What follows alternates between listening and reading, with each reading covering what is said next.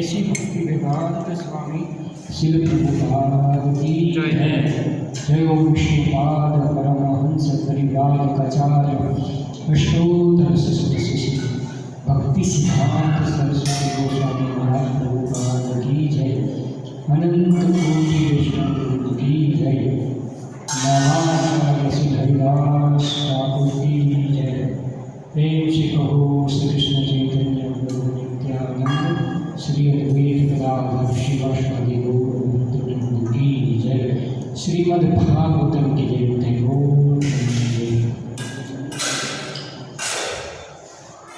ओम नमो भगवते वासुदेवाय।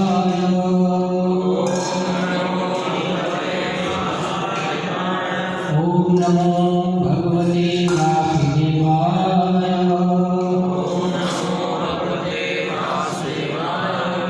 ओम नमो भगवते वासुदेवाय।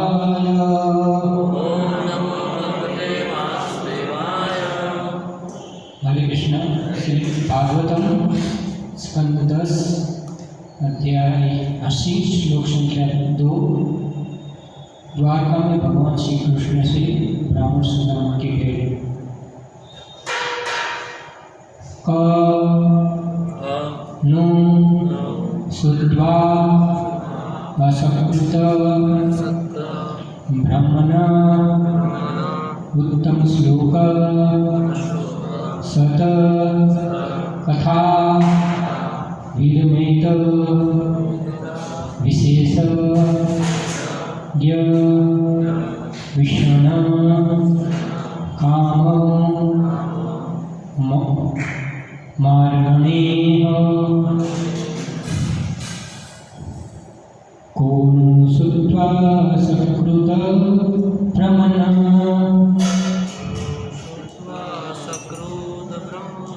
उत्तम श्लोक सत्कथा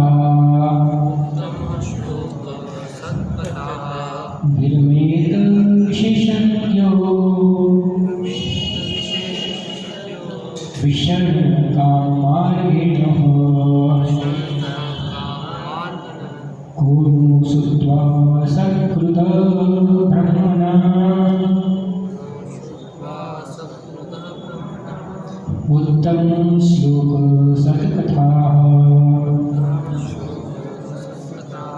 विरमेत विशेषज्ञो विषण कामार्गिणः कुरु श्रुत्वा सत्कृत ब्रह्मणः उत्तम श्लोक सत्कथाः विरमेतः विशेषज्ञो विषण कामार्गिणः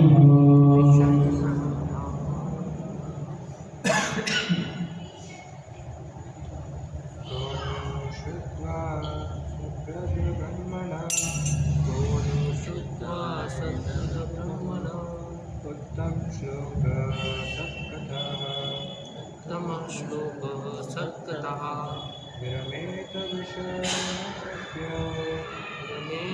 विशेषज्ञो विशेषणः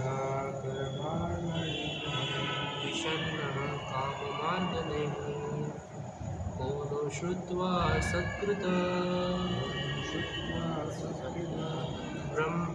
ब्रह्मणोत्तम श्लोक सत्कथा विरमेत विशेषज्ञो विषण्ण काममार्गणैः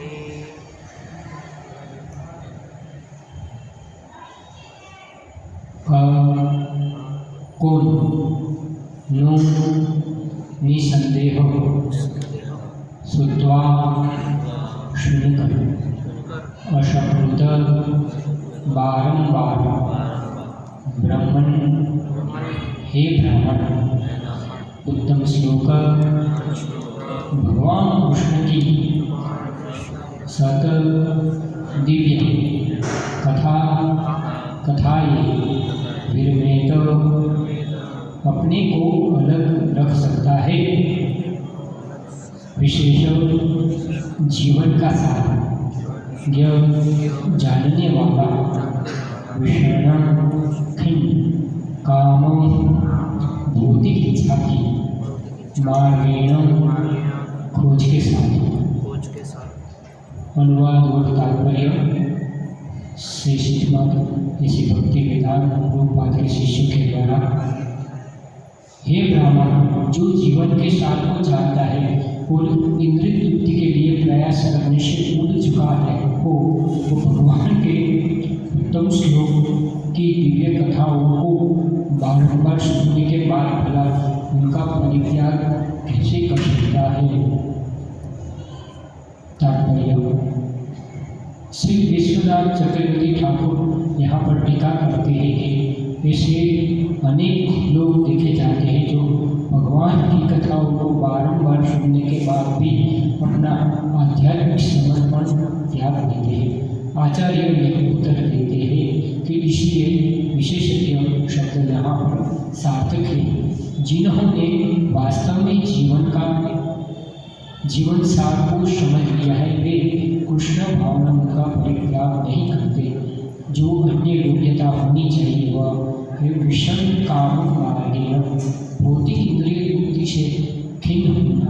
ये दोनों गुण पूरक है। जिसने कृष्ण भावनामृत का असली आस्वादन कर लिया है वो भौतिक आनंद के निकृष्ट आस्वाद से स्वयं मुक्त जाता है। कृष्ण कथाओं का ऐसा प्रामाणिक श्रोता भगवान की मोह लीलाओं के श्रवण का कभी भी विचार नहीं कर सकता। ओम ज्ञानतिमिरन्दस्य ज्ञानञ्जनशलाकया चक्षुरुन्मीलितं येन तस्मै श्रीगुरवे नमः। श्रीचैतन्यप्रभुं स्थापितं येन भूतले स्वयं रूपकथं ददाति स्वपदान्तिकम्। जय श्री कृष्ण चैतन्य प्रभु नित्यानंद श्री अद्वैत गदाधर शिवासादि गौर भक्त। हरे कृष्ण कृष्ण कृष्ण हरे हरे हरे राम हरे कृष्णा। तो यहाँ ये अनुवाद में लिखते हैं कि हे ब्राह्मण, जो जीवन के साथ को जानता है वो इंद्रिय तृप्ति के लिए प्रयास करने से उठ चुका हो भगवान की उत्तम श्लोक की दिव्य कथाओं को बार बार सुनने के बाद भला उनका परित्याग कैसे कर सकता है। तो ये प्रश्नार्थ चीज है, लेकिन उसमें जवाब है इसका। तो हम देखते हैं कि ये जो भगवान की लीला है वो क्या है, मधुर है या कड़वी? कड़वी किसको लगेगी? जिसको भगवान से क्या है, चीड़ है, उसको ये कथाएं सुनने में अच्छी नहीं लगेगी। तो यहाँ प्रभुपाद में समझाते हैं, श्री विश्वनाथ चक्रवर्ती यहाँ पर टीका करते हैं, अनेक लोग देखे जाते हैं जो भगवान की कथाओं को बारंबार सुनने के बाद भी अपना आध्यात्मिक समर्पण त्याग देते हैं। तो हम देखते हैं इस्कॉन में भी कई लोग आते हैं, कोई 2 साल से 5 साल से 10 साल से 15 साल से सुनते हैं, आते हैं, लेकिन उसका हम देखते हैं कभी कभी आध्यात्मिक समर्पण वो त्याग देते हैं। उसका क्या कारण है? साधु संग भी किया, श्रवण भी किया, कीर्तन किया, प्रचार किया, लेकिन फिर भी ऐसा होना संभव है क्योंकि क्या है, माया क्या है, जबरदस्त है ना। माया कहीं भी पदवे चलते हुए भी आपको रोक सकती है। तो आचार्य ये उत्तर देते हैं कि इसलिए विशेषज्ञ शब्द यहाँ पर सार्थ के जीवन में वास्तविक जीवन का सार। तो जीवन का सार क्या है?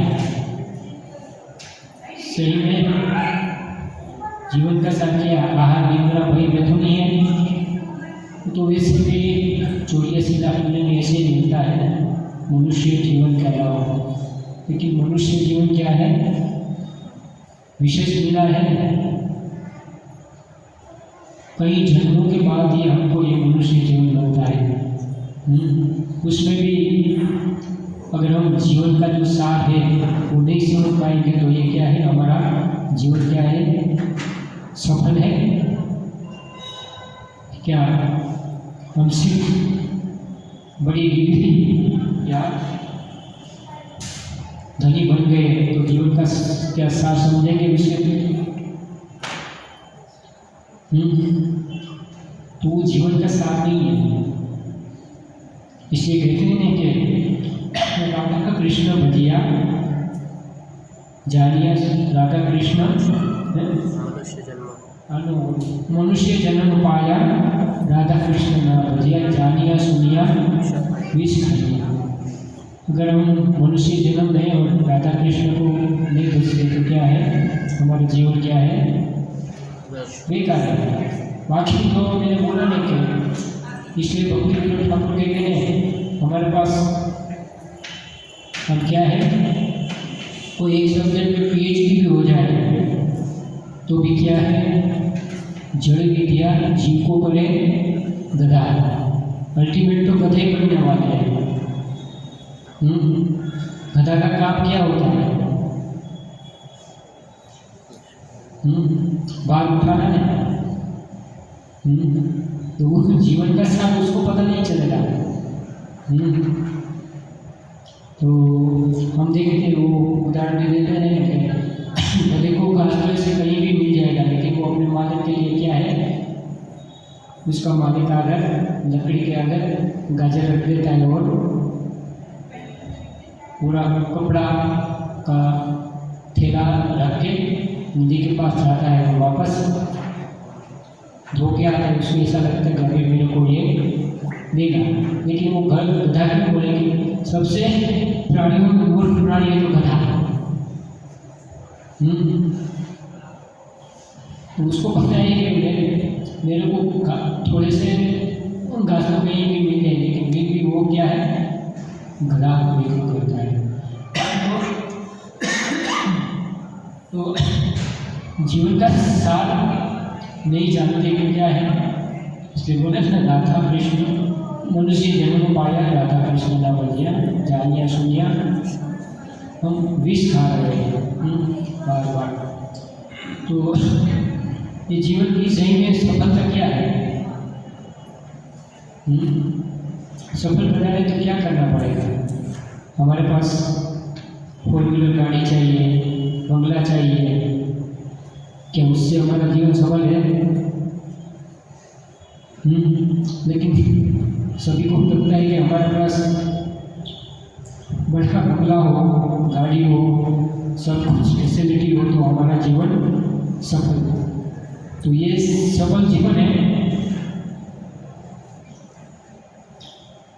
जितना हम क्या कहते हैं शगोड़े हमारे भौतिक जीवन जो है उसमें जितना हम सुविधाएं बढ़ाएंगे उतना क्या होगा, ज़्यादातर दुविधाएं आएंगी।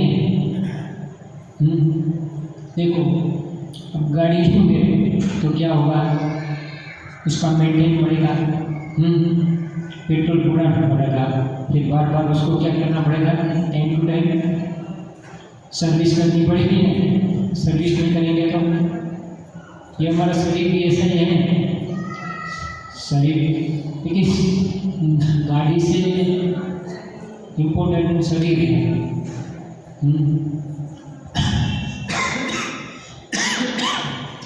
लेकिन क्या ज़्यादातर लोग क्या है, ये जीवन का सार नहीं जानते, क्योंकि वो क्या है ज़्यादातर भोग में लिप्त रहते हैं। भोगेश्वर्य प्रसक्तानां तया बृहत् चेतसां व्यवसायिनी बुद्धि समाधीनो न विद्यते। जो लोग इंद्रिय भोग तथा भौतिक ऐश्वर्य के प्रति अत्यधिक आसक्त होने से ऐसी वस्तु से मोहग्रस्त हो जाते हैं, उनके मन में भगवान के प्रति भक्ति का दृढ़ निश्चय नहीं होगा। तो इसी चीज़ों में लोग उलझ जाता है। तो वो क्या है,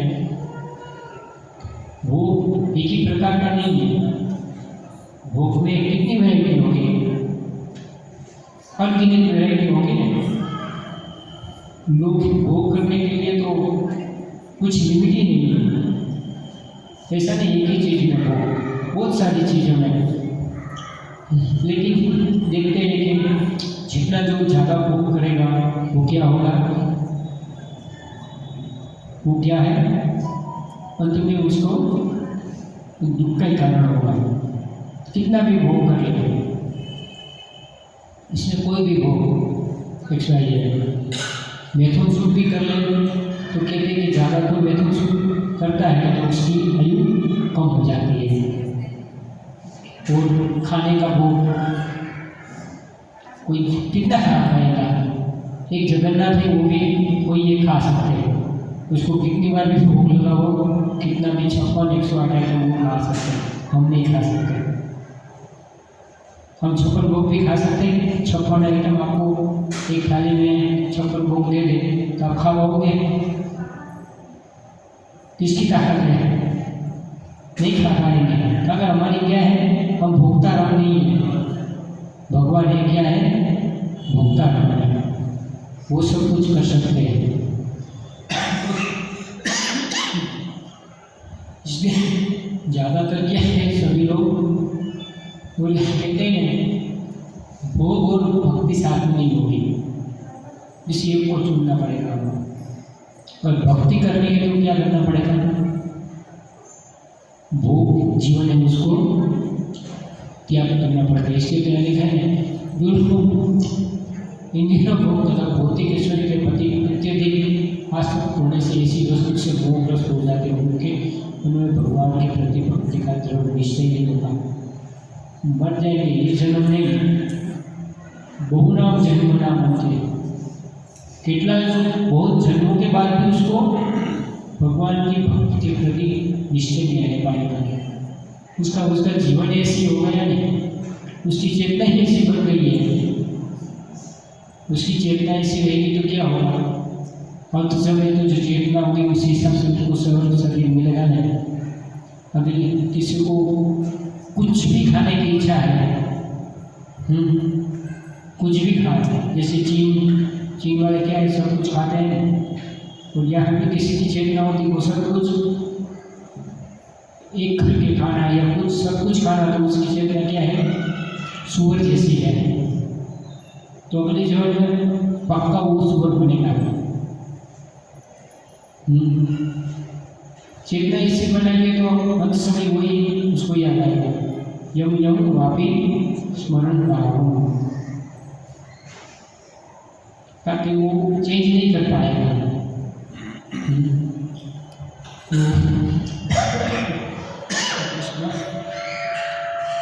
तो क्या करना चाहिए? यहाँ लिखा है कि अगर कोई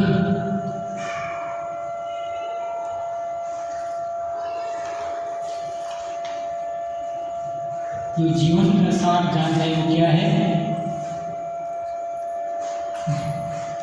जीवन का सार को जानने मुक्ति के लिए प्रायश्चित छूट चुका होता है, तो उसको क्या, उसको खील आनी चाहिए ये चीज करने से। और कहा भगवान उत्तम श्लोक की दिव्य कथाओं को बार बार सुनने के बाद भी उनका परित्याग कैसे कर सकता है, लेकिन होता है भक्तों के जीवन में भी। इसलिए तो हम देखते हैं ईश्वर में भी हम देखते हैं कई लोग आते हैं और चले भी जाते हैं, ऐसा नहीं, कहीं को तो इतना अनेक बार पूरा 16 माला हो जाती है, पूरा पटरी पे गाड़ी चढ़ जाती है, दीक्षा भी हो जाती है, और दीक्षा के बाद गायब हो जाते हैं। तो ये क्या सरकार, ये क्या दिखा रहा है? उसके अंदर अभी भी कुछ भोगने की इच्छा है, क्योंकि ये हमारे करोड़ों जन्म से ये क्या है, अंदर जो वासना है हमारे, वो भी कूट बीच में है, पूरी नाश नहीं हुई है।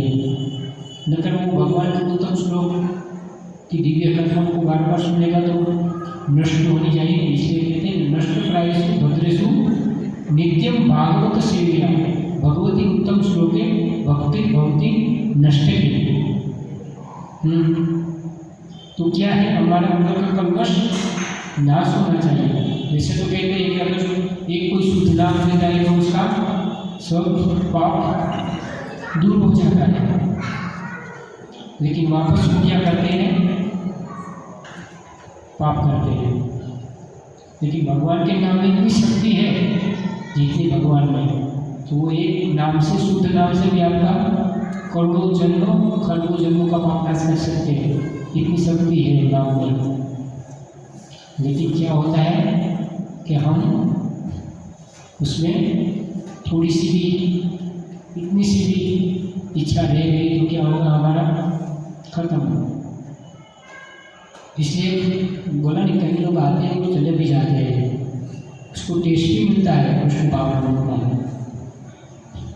यह लिखे नहीं, जीवन का सार जो समझ लिया है कृष्ण भावना का परित्याग नहीं करते, लेकिन उसने जीवन का सार ही नहीं समझा। जीवन का सार क्या है, क्या है, कोई बताएगा?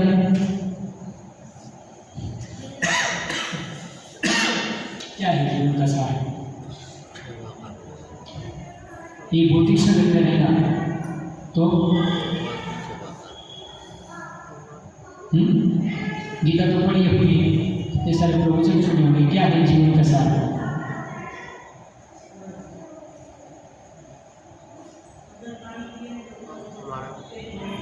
हम शरणात्मा है, हमारा भगवान से जो विस्मरण हुआ संबंध है उसको पुनर्स्थापित करके कृष्ण प्रेम को प्राप्त करना।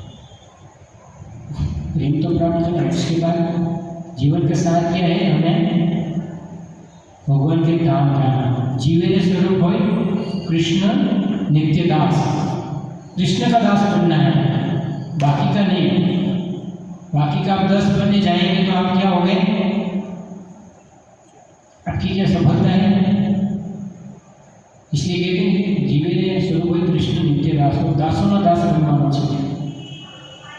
अगर पॉलिटिशियन का दास बन गए तो क्या होगा, वो तो नरक जाने वाला है पक्का, तो आपको कहाँ ले जाएगा? नेशनल हाईवे जो तन पार करते हैं तो वो वहाँ जाएगा। इसलिए किसको बेस्ट फ्रेंड बनाना चाहिए वो भी किसी को पता नहीं है। तो वैसे तो कृष्ण बेस्ट फ्रेंड है हमारे, कभी साथ छोड़ा हमारा।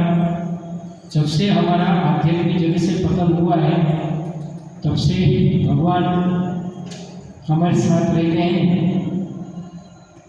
परमात्मा के रूप में।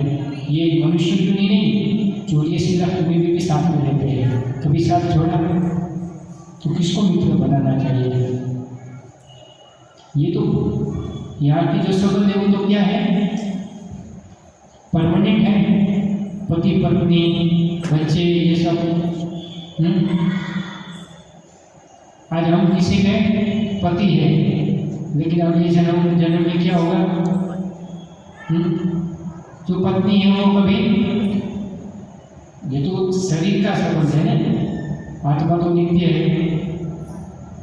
तो कभी वो हमारा बेटा भी हो सकती है आत्मा, और पुत्र के रूप में भी आ सकती है। तो ये तो साइकिल चलता रहेगा।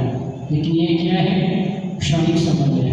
परमानेंट संबंध क्या है, तो उसको स्थापित करना चाहिए। सही में जीवन का सार क्या है, यही है कि एक तो मैं जीवन स्वरूप कृष्ण जी के दास हूँ और मेरा मनुष्य जीवन का कर्तव्य क्या है, पूरी तरह कृष्ण भावनाओं में जीवन देना। और सुनना भी किससे चाहिए, यह तो लिखा है जो भगवान की कथाओं को बार बार सुनने के बाद भी अपना आध्यात्मिक समर्पण त्याग देता है। जैसे बहुत सारे आध्यात्मिक ज्ञान देते हैं लेकिन वो भी क्या है, परम सुनना में आना चाहिए। बाकी जो कथाकार है उनका सुनेंगे तो वैसे भी उनका जो आध्यात्मिक, उसको आध्यात्मिक बोला ही नहीं जाएगा।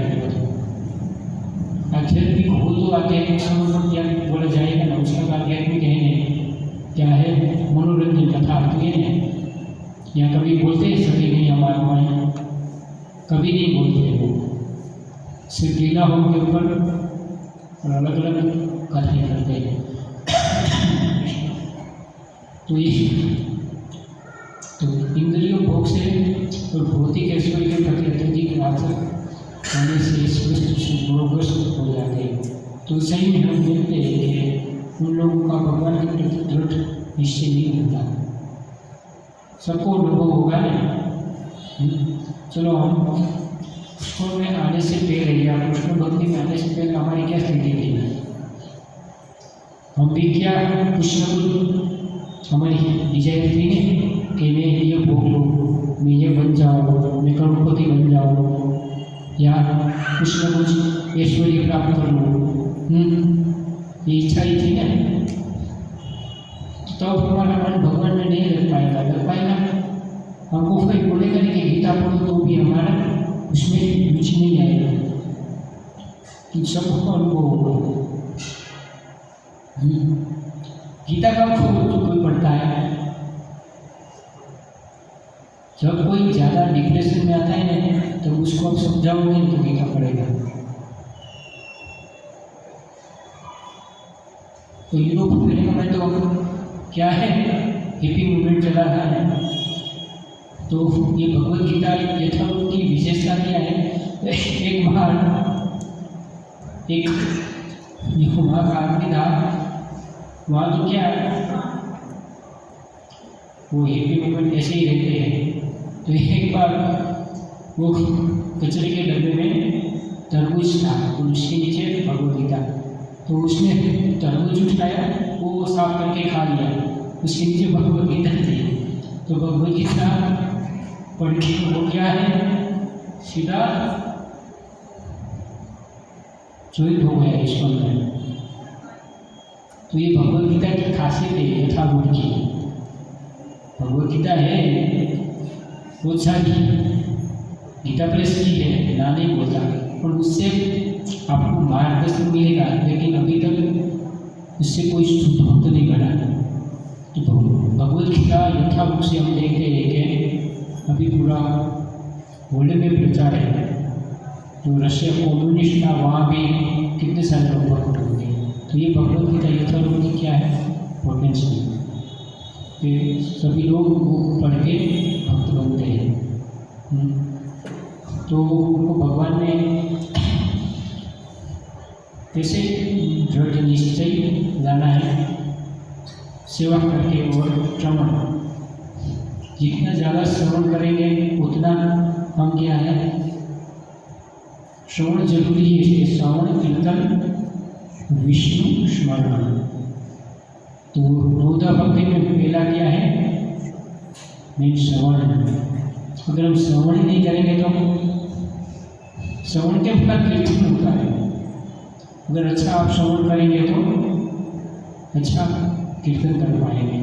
अगर आपका श्रवण ही अच्छा नहीं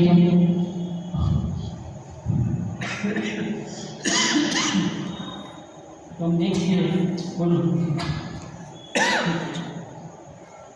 कुंती महारानी भी कहती है,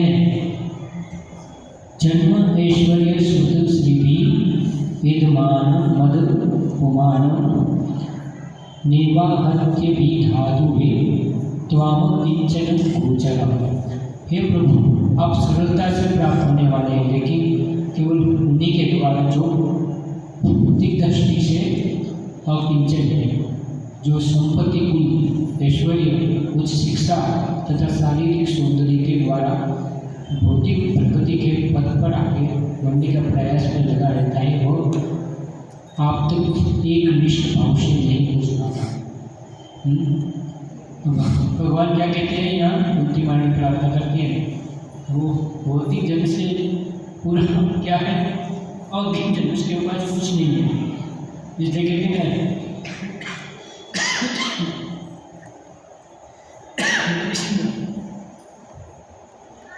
कि राखो भी मारो भी जो इच्छा तुम्हारी। तुम देखते पांडवों के साथ कितनी परीक्षा ली, पूरा कंगाल बना दिया है, फिर भी उसने भगवान का साथ छोड़ा। लेकिन हमारा कुछ इधर से उधर थोड़ा भी जिंदगी में खराब समय आया तो हम क्या हमारे भगवान को छोड़ देते हैं। ये सही है, भगवान को ये तो हम देखते ये श्लोक भी क्या है, सुदामा भगवान को मिल जाए, उसके पास में कुछ नहीं था, पंक्ति चलती है। वो तो उसकी पत्नी ने बोला इसलिए वो गए, उसको भी राजी नहीं था भगवान के पास कुछ मांगना चाहिए, लेकिन चलो पत्नी ने बोला मुलाकात भी हो जाए, उस हिसाब से वो गए थे, लेकिन उसको कुछ मांगने की इच्छा नहीं थी। तो हम देखते हैं कि ये समाज में जो भौतिक प्रगति के ये चार सूचक है ना, सूचक ये चार है। सम्मानित कुल में जन्म लेना है तो वो क्या है, अभिमान से क्या हो जाएगा, गर्व। मुकेश अंबानी का लड़का, उसको कितना गर्व होगा ना कि मेरा पिता कितना है, खरबोपति है ना। ये गर्व क्या होगा, ये गर्व उसको क्या जीवन का सार बोला जाएगा। उसको क्या होगा, पुनरपि जन्म पुनरपि मरण पुनरपि जन्मी जठरे शनिवार। उसको ये जन्म मृत्यु के चक्र में आवागमन होगा। तो ये सम्मानित फूल भी इसलिए कहते हैं कि वो एक निष्ठ भाव से भगवान के पास नहीं पहुँच पाते। ऐश्वर्य आपके पास कितना भी ऐश्वर्य हो तो वो काम क्या काम होगा, आपका जब जीवन समाप्त हो जाएगा तो क्या, आपका करोड़ों का एम्पायर भी होगा तो कुछ काम आएगा आपका। जैसे कि यहाँ आए थे, क्या लेके आए थे आप, कुछ लेके आए थे, कुछ नहीं है। तो आप कितना भी आपका ऐश्वर्य है, लेकिन ऐश्वर्य एक दिन खत्म होने वाला है। और कुछ शिक्षा का तो बोला, कुछ शिक्षा भी कितनी हो, तो PhD बोला है, तो PhD का एक फुल फॉर्म होता है परमानेंट हेड डिनाइज, इसको पर PhD बोलते हैं, लेकिन सही में ये अर्थ है, PhD करके खत्म हो जा रहा है। उसकी उस शिक्षा क्या काम लगेगी? PhD किसमें होना चाहिए? सही में जीवन का जो सार समझते हैं उसमें PhD करना चाहिए। ये PhD तो इधर रह जाएगी ना, भगवद गीता है, भागवतम में, उसमें PhD करो तो आपका जीवन क्या हो जाएगा? सार्थक हो जाएगा ना। बाकी शिक्षा से क्या आपको लाभ मिलने वाला है? यही के यहीं रह जाएंगे और वापस अगले जीवन में क्या होगा? आपको जीरो से शुरुआत करनी पड़ेगी। लेकिन कृष्ण भक्ति में ऐसा नहीं है। आपने भगवान की थोड़ी सी भी सेवा की, आप कृष्ण भक्ति अपने कृष्ण भावनाओं में, और अनावश्यक कुछ कारणों से आपने को छोड़ भी दी, फिर भी आपने अगर 15% भक्ति की है तो आपको वो कभी नाश नहीं होने वाली, वो आपको अगले जीवन में कहाँ 16% से कम होगी। तो ऐसी शिक्षा देनी चाहिए जो हमें अगले जीवन में काम लगे। ये जीवन क्या है? और शारीरिक सौंदर्य भी काम का नहीं है। तो सौंदर्य यहाँ का बॉलीवुड में जो सौंदर्य, वो तो मैं बोलता हूँ देवी देवता की जो अप्सरा होती है ना, उसके आगे भूतनी है। सही में देखो वो कितना मेकअप करती होगी, लेकिन स्वर्ग की उर्वशी मेनका, उसके आगे उसका आएगा। और स्वर्ग के जो अप्सराएं होती है वो वैकुंठ में गोपियों के आगे भूतनी जैसी लगती है। तो इन लोगों का क्या है? कुछ चांस नहीं है कोई, उनकी क्या कैटेगरी? भूत जैसे है ये लोग। वैश्य क्या है? ये जो 4 चीज वाले हैं वो एक निश्चित भाव से भगवान के पास नहीं पहुँच पाएंगे। उनके लिए मुश्किल ही है ये जन्म में कृष्ण भक्ति में जाना।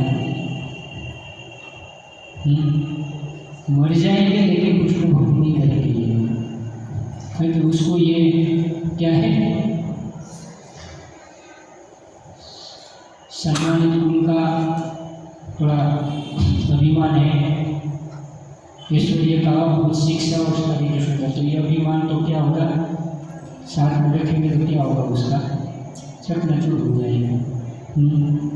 तो ये बौद्धिक प्रगति के सूचक विचार है। तो ये भगवान के पास, और भगवान की कथा में आपको रुचि नहीं लाएगा, तो एक निश्चित भाव से वहाँ पहुँच ही नहीं पाएंगे। अगर कोई पहुँच गया, बाकी का प्रोसेस तो बाद में है ना। अगर कोई सच्चे साधु का संग करता है तो कहते हैं कि साधु संग लव मात्र साधु संग सर्व सिद्धि हो। लव मात्र एक क्षण का भी सच्चे साधु का संग हो गया तो क्या उसका बेड़ा, लेकिन वो तो उस कैटेगरी में भी नहीं आता। उसको क्या ऊपर ही अपना विश्वास है। और दूसरा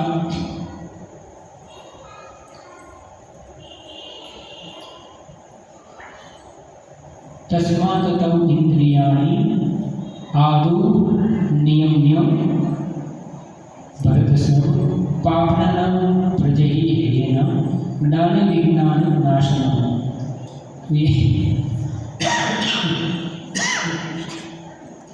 इसलिए भरतवंशी में श्रेष्ठ अर्जुन प्रारंभ में ही इंद्रियों को वश में करके इस पाप के महान प्रतीक काम का दमन करो और ज्ञान तथा आत्मा साक्षात्कार के लिए इस विनाशकर्ता का वध करो। तो ये जो काम है उसका क्या कहते हैं? भगवान दमन करो, ज्ञान और विज्ञान के साथ समझना पड़ेगा ना, क्या सही ज्ञान है और क्या।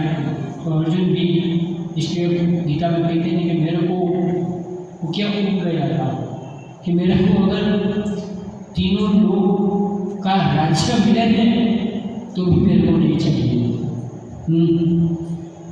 वो फ्रस्ट्रेट, और हम देखिए कोई ज़्यादा अंदर भोग करता है, फ्रस्ट्रेट होता है तो वो क्या हो जाता है। तो अर्जुन की भी वो स्थिति, मेरे को अगर तीनों लोग राज्य मिल जाए तो भी नहीं चाहिए मेरे को। ऐसा किसी की परिस्थिति है तो रहेगा, अगर किसी को तीनों लोग का राज्य है वो तो दे देगा। इसलिए ज्ञान तथा आत्मसंच के लिए विनस्पति का पालन करो, ताकि ज्ञान होगा तो भी पता चलेगा आत्मसंस्कार करके लिए कि हम इस शरीर नहीं, हम आत्मा ही हैं। और क्या है, हमारे पापों का भंडार बहुत है, वो पाप कैसे नष्ट होंगे। और दूसरा है इच्छा शक्ति का दुरुपयोग कर रहे हैं। अगर जो इच्छा शक्ति का जो दुरुपयोग कर रहे हैं वो तो खत्म हो सकता है। हम इच्छा ही नहीं करें तो केवल कृष्ण के लिए इच्छा करें तो उसके लिए समर्पण तो वो, लेकिन जो पापों का भंडार है उसको काटना बहुत मुश्किल है। हमारे वो धनर्थ है ना, उसके लिए तो क्या बोला, हरे नाम हरे नाम केवलम कलो नास्ते कति धन्य था कि कलयुग में केवल क्या हरे नाम और हरे नाम के सिवाय कोई उपाय नहीं। हरे कृष्णा कृष्ण कृष्ण हरे राम राम हरे हरे। तो कलयुग में इसके सिवा कोई उपाय नहीं है। और कोई मंत्र भी आपको जितना ये सार्थक करेगा उतना दूसरा कोई मंत्र भी आपको नहीं बचा पाएगा। तो इसलिए पापों का भंडार नाश करने के लिए क्या करना पड़ेगा, और इच्छाएं भी है और भी है। तो शिशिका ये भुक्ति मुक्ति स्त्रिया यावत् पिचासी नदी वर्तते तावत् भक्ति सुखस्य तत्र कथम अभ्युदय जाए।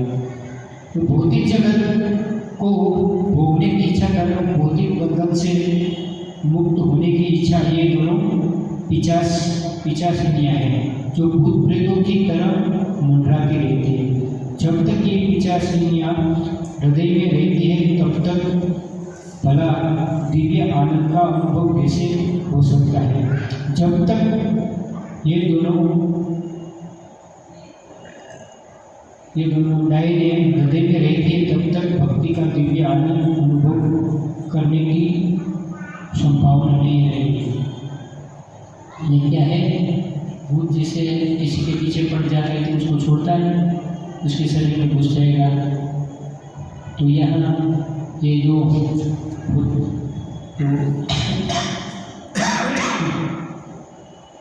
भौतिक जगत को भोगने की इच्छा तथा भौतिक बंधन से मुक्त होने की इच्छा, ये दो पिचासिनियाँ हैं, तो उसको नष्ट करना पड़ेगा।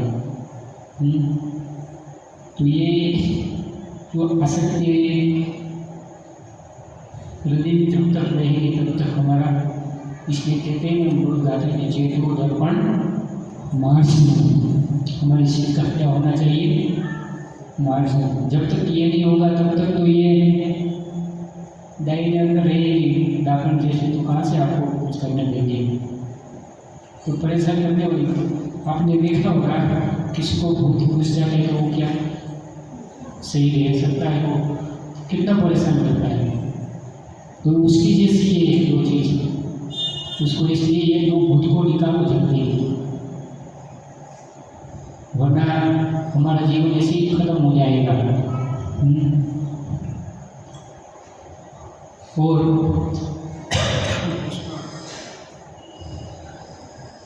दूसरा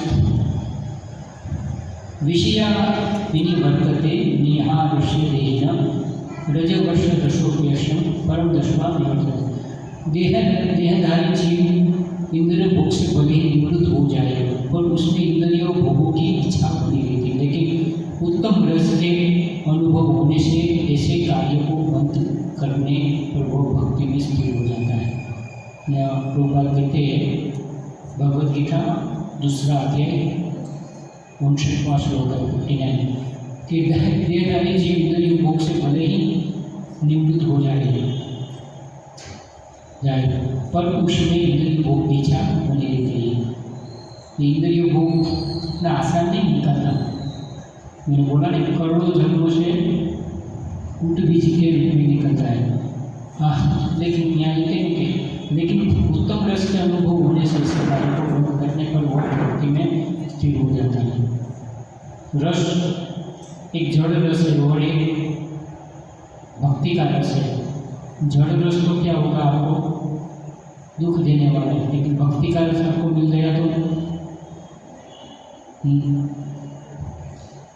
एक प्रसाद खाओ और एक बार का भोग खाओ, कर्मी का बनाए, उसमें कितना अंतर है। जिसको प्रसाद से आसक्ति हो गई है वो फिर पानी पीने की लड़ाई पे जाएगा, इसकी जीव लड़ाई करेगी नहीं करेगी ना। तो ये जिसको उच्च रस मिला है फिर वो निकृष्ट रस को छोड़ देगा, फिर वो उधर कितना भी आप उसको प्रयास करो वो कोई भी इंद्रिय वो उधर नहीं जाएगा, लेकिन उसको ये उच्च रस कहाँ से मिलेगा, ये बारंबार सुनने से। इसलिए बोला है 7 दिन की सुनता नहीं। प्रभुपाद क्या बोलते हैं, नित्यम भागवत सेव्या भगवती श्लोक उत्तम, नित्यम भागवत सेव्या करना चाहिए। उससे हमारा ये क्या होगा, काम क्रोध लोभ मोह मद मत्सर्य मिटेगा।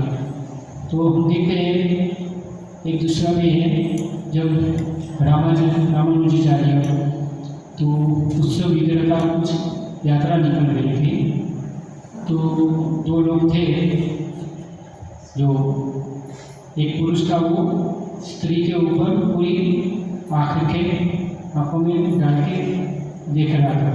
तो रामानुजाचार्य ने देखा ये कितना निर्लज आदमी है, भगवान का दर्शन नहीं कर रहा है।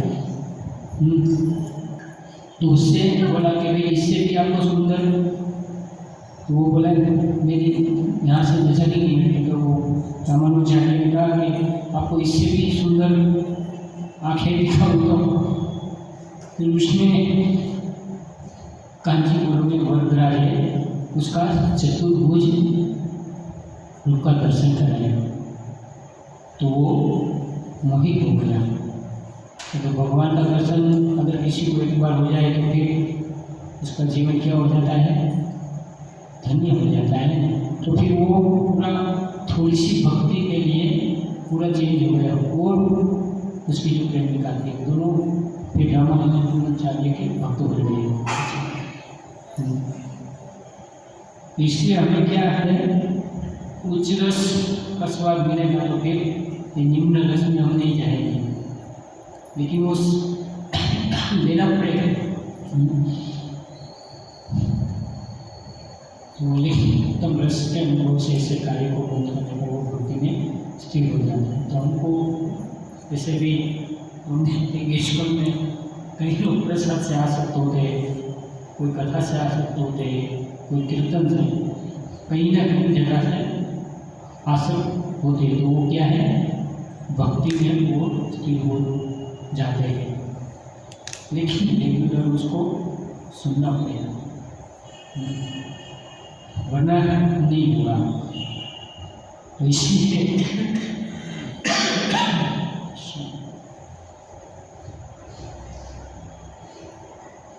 दिया ही नहीं कि जो जीवन कुछ साल को पूजन वो इंद्रिय तृप्ति के लिए प्रयास करने से उठ चुका हो, और वो भगवान के उत्तम श्लोक की दिव्य कथा को बार बार सुनने के बाद भला उनका परित्याग कैसे कर सकता है, तो वो कर ही नहीं सकता। उसको अगर उत्तम रस मिल गया तो फिर कभी भी वो कृष्ण को नहीं छोड़ेगा और कृष्ण के भक्त को कभी नहीं छोड़ेगा।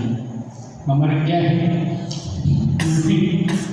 देखियो जीवे स्वरूप कृष्ण नित्य दास, और हम क्या कहते हैं, हम दास दास दासानु दास।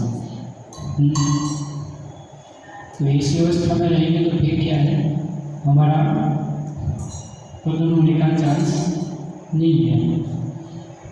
तो इसलिए क्या है, वास्तव में ये यानी कि प्रभुभक्त, ये उसके शिष्य, ये दोनों गुण पूरक है। तो जिसकी जीवन का जो साफ समझ गया है वो फिर इंद्र तृप्ति की से क्षीण हो जाएगा, फिर उसमें रुचि ही रहेगी। आप उसको कितना भी बोलो,